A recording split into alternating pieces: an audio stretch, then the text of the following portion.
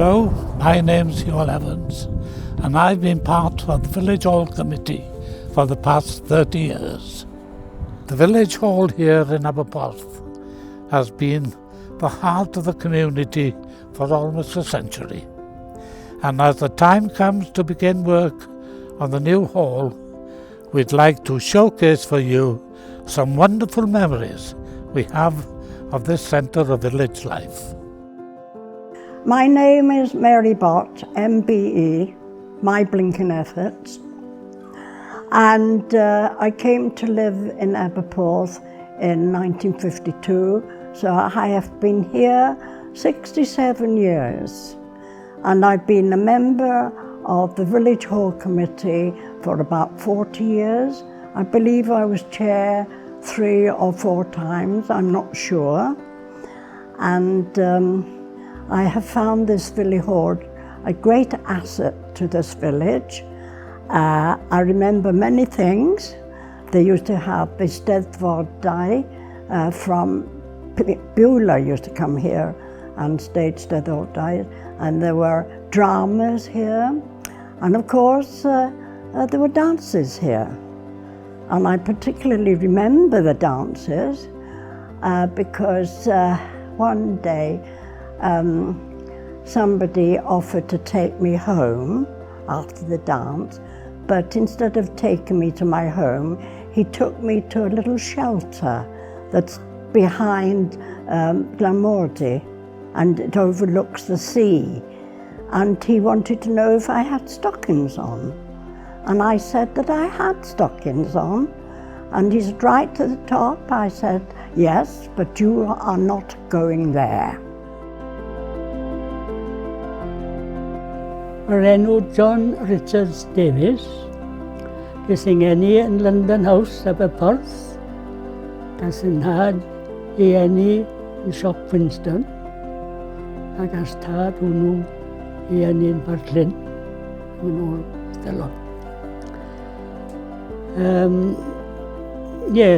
Sy'n geni yn London House, wrth ben y siop.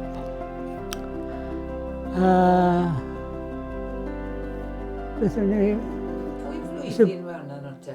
O 1925.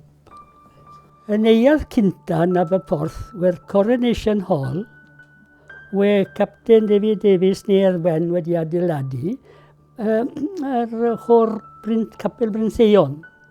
Oedd hi'n neuadd weddol seis. A we llawr yn lawr concrete. A wedyn benches bob ochr, gwedwch benches fel sy'n y festri'r capel 10 yn lleisten ydw. A we'n cofio drama na, da'r pentre, a thyn galw Dai Edwards, Tad Hubert, nhw'n polisman yn di. Yn cofio, we sawl un o'r locals. A we lot o eisteddfodau, achos we siw fod brym Beulah, Ffyrdd Beder, Bryn Gwyn, yn cael eisteddfodau trwy'r flwyddyn, wedyn, dath i Fildo adeiladu neuadd newi, a yn yr seitl yma i nawr,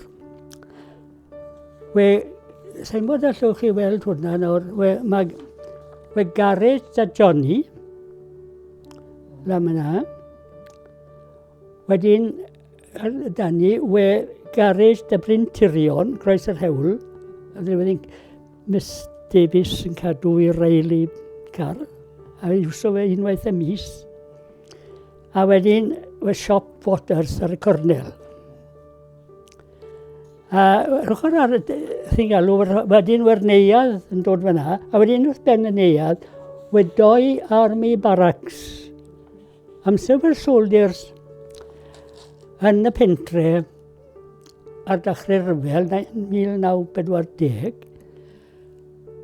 we'r rhaid i'r soldiers cael naffi.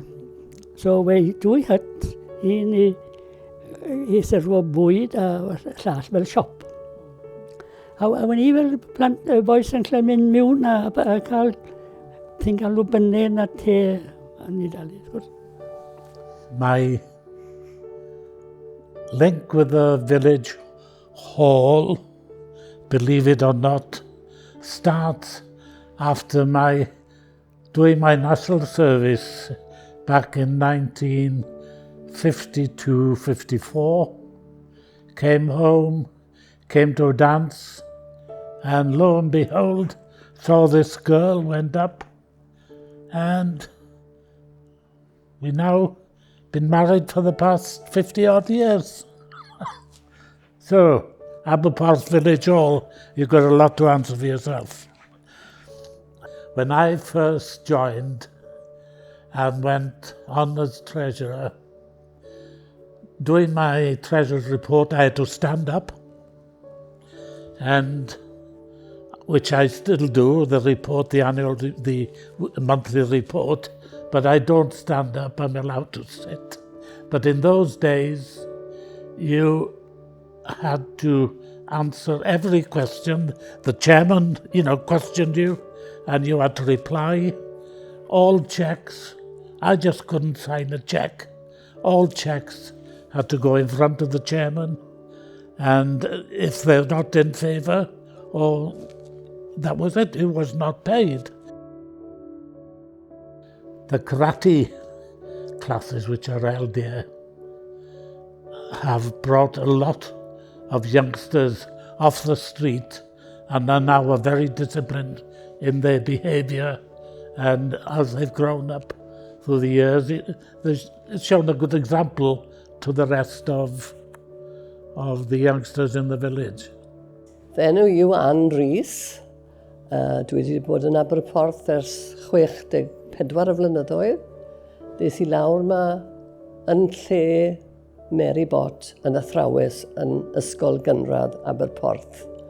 A'r bryd hynny, oedd dwy o'n i'n gorfod dysgu yn yr ysgol gynradd a lle roedd yr ysgol rhan uchaf o'r ysgol wedi mynd lan i'r hen ysgol. Oedd rhaid adeilad newydd yn cael ei godi y flynyddau cyntaf es I yma.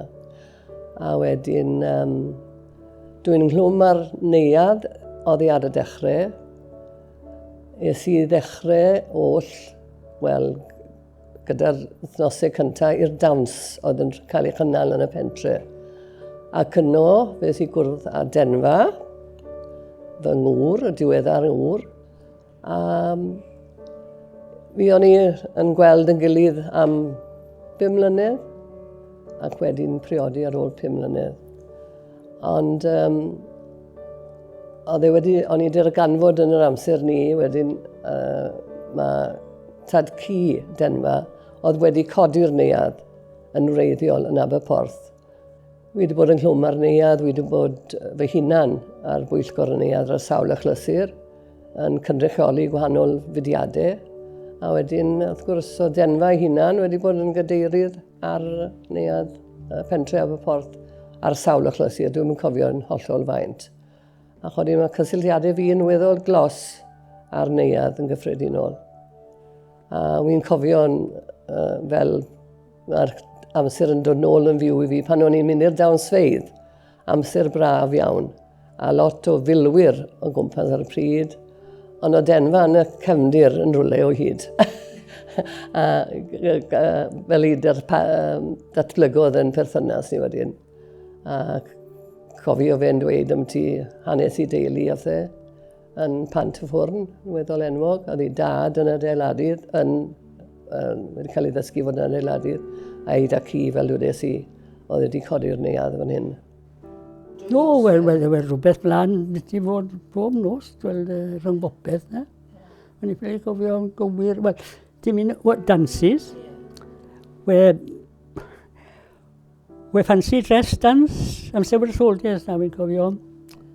A beth nes I gwisgo lan fi a Iris Angorfa, fel caveman and cavewoman, a ffoto da fel le. A mon fel loincloth, a fi'n cynjo'n llaff, a fi'n dynio'n diol fi, dim ond. Doedd I lawr yn y pam. A we, Ni'n neud Fisherman's Ball, fan ni'n organiso hwnnw. Rhywbeth o dans bach. Copio'r Cliff Hotel a'r Policeman's Ball fan ni.